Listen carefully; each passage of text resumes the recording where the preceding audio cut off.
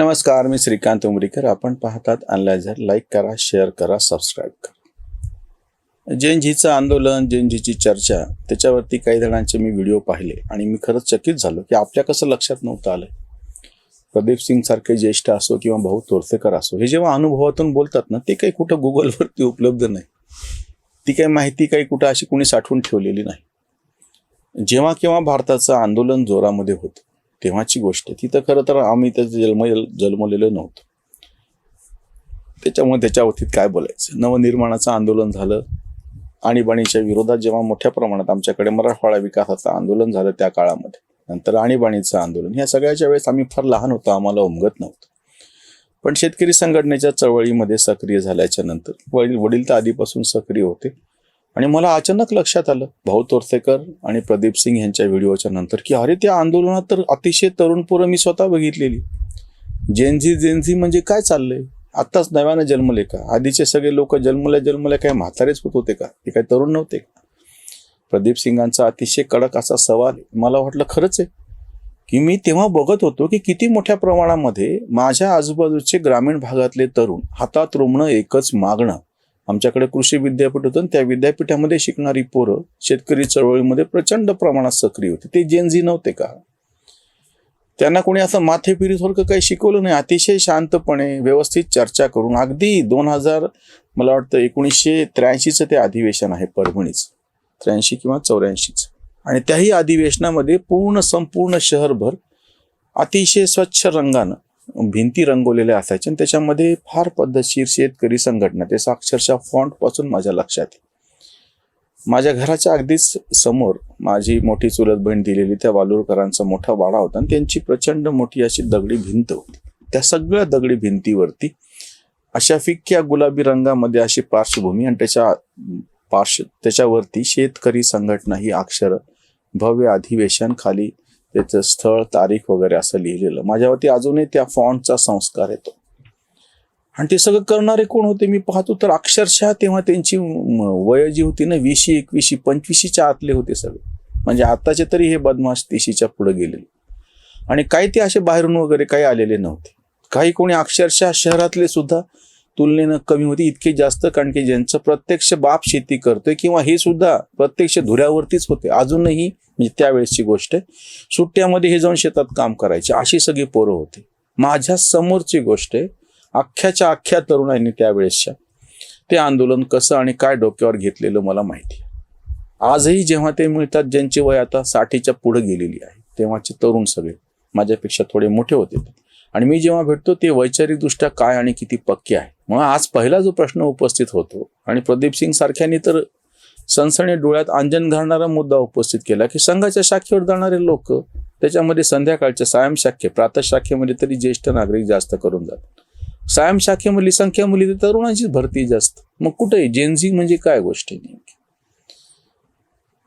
सांस्कृतिक क्षेत्रात मी सातत्यानं काम करतोय आणि गेल्या 8-9 वर्षात एक वेगळा उपक्रम शास्त्रीय संगीताच्या ह्याच्यामध्ये चालवतो. आणि मी आता सहजपणे जेव्हा हे सगळं आंदोलन, ह्या दोघांची व्हिडिओ विचार करू, अगदी तरुण पोर आहेत, 25-30ली मुलं आहेत, गायक वादक अशी, आणि ती अप्रतिम पद्धतीनं त्यांच्या क्षेत्रामध्ये कुठलाही उठवळपणा न करता परंपरेनं चालत आलेलं समजा एक शहनाईसारखं वाद्य आहे. आणि शिवम तोडकर हा अगदी जस्ट 21 वर्षाचा 20 वर्षाचा पोरगा, आणि तो इतकी आमची सुंदर परंपरा आपल्या कोवळ्या वयामध्ये पेलून नेतो आहे. अजूनही कितीतरी नावं मी अशी सांगू शकतो. हे जेनझी नाही आहेत का? हे काय करतायत पोरं सगळे? म्हणजे आत्ता मी जिथे आहे त्या ठिकाणी माझ्या आजूबाजूला जी सगळी तरुणाई आहे 25-30च्या आतली, सांस्कृतिक क्षेत्रात, साहित्यिक क्षेत्रामध्ये अतिशय महत्वाचं काम करतात, ते जेनझी नाही का? चळवळीमध्ये काम करणारी पोरं मी बघितली. इथे अनाथ मुलांच्यासाठीचा एक आश्रम आहे, टाकून दिलेल्या मुलांसाठीचा एक आश्रम आहे, याच्या पॉझिटिव्ह मुलांसाठीचा आहे बीड जिल्ह्यामध्ये वगैरे. हे जे आमचे मित्र तिथं काम करतात आणि ह्या सगळ्याच्या ठिकाणी त्यांच्या हाताखाली काम करणारे मी बघितले. ते तरुण नाहीत का? जेनझीचे प्रतिनिधी नाहीयेत? म्हणजे हा जो भंपकपणा चाललेला ना की जेनझी म्हणजे ही भाषा, तर मी जेव्हा यांचे व्हिडिओ आल्याच्या नंतर बघायला लागलो तर अक्षरशः माझ्या आजूबाजूला ही तरुण पिढी 2 दिवसापूर्वीच भटका तांडा नावाचे आमचे गेले 6 वर्षापासून चालू असलेला उपक्रम आहे.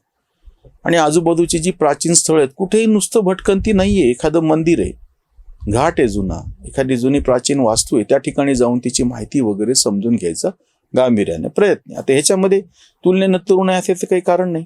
पण जी मुलं माझ्या आजूबाजूला बघतोय किंवा आकाश दुमणेसारखा तरुण पोरगा 30-32ला जो आज ते सगळं प्रत्यक्ष त्याच्यामध्ये सक्रियपणे काम करताना बघतो आहे, मग हे जेनजी नाही आहेत का? म्हणजे ह्याच्या वयाची जी मुलं आहेत अभिजित दिपकेच्या, ती माझ्या आजूबाजूला कितीतरी चांगले कामं करताना मी बघतो आहे.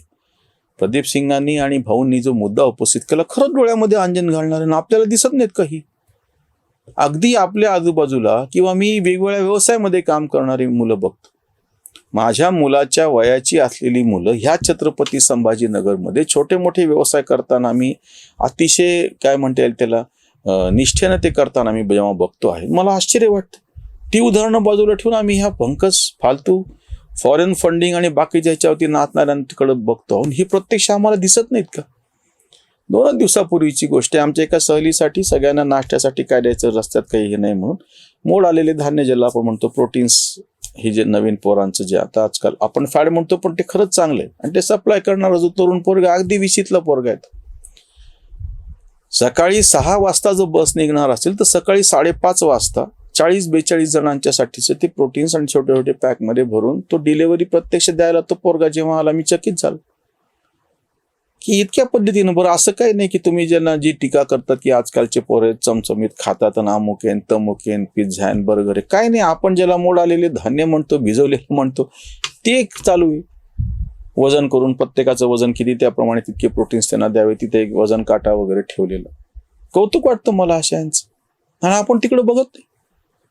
आपल्या आजूबाजूला ज्या पद्धतीनं तरुणाई आपसुकपणे पुढे येते आहे किंवा त्यांना कोणीतरी पुढे करते, ते बघताय, ते काहीतरी करून दाखवतात आणि आम्ही त्याच्याकडे पाहायला तयार नाहीत.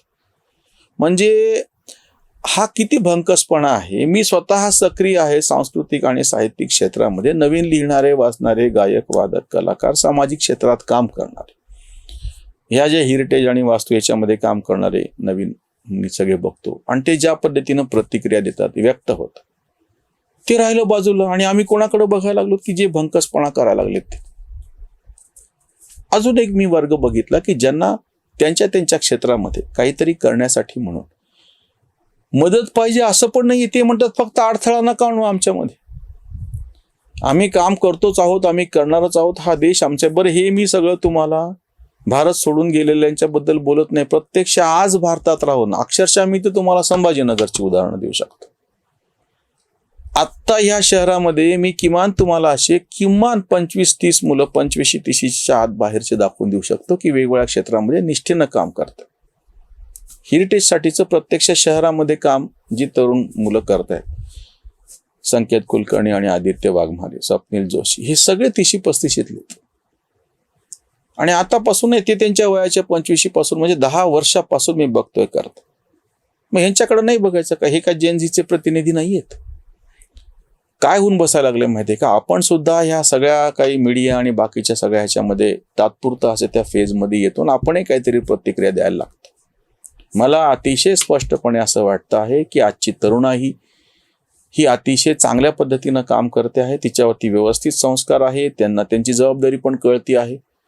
आम्ही कमी पडतो त्यांना समजून घ्यायला, आम्ही कमी पडतो त्यांना मदत करायला, आम्ही कमी पडतोय त्यांना वेगळी दिशा दाखवायला. त्यांना दिशा सापडलेली आहे. म्हणजे मला कितीतरी माझ्या वयाच्या थोडेसे मागचे पुढचे असे रद्दी लोक माहिती आहेत. फुकट एखाद्या विशिष्ट परिस्थितीनुसार ते मोठे झाले, त्यांचं काहीच कॉन्ट्रीब्युशन नाही तुलनेनं. आणि ह्या म्हणजे कम्पॅरेटिव्हली ह्या तुलनेनं जर बाकीचे सगळे ते आमच्या अर्ध्या वयाचे, अक्षरशः आता माझं वय 55 पूर्ण आहे, 56 वर्ष चालू आहे मला.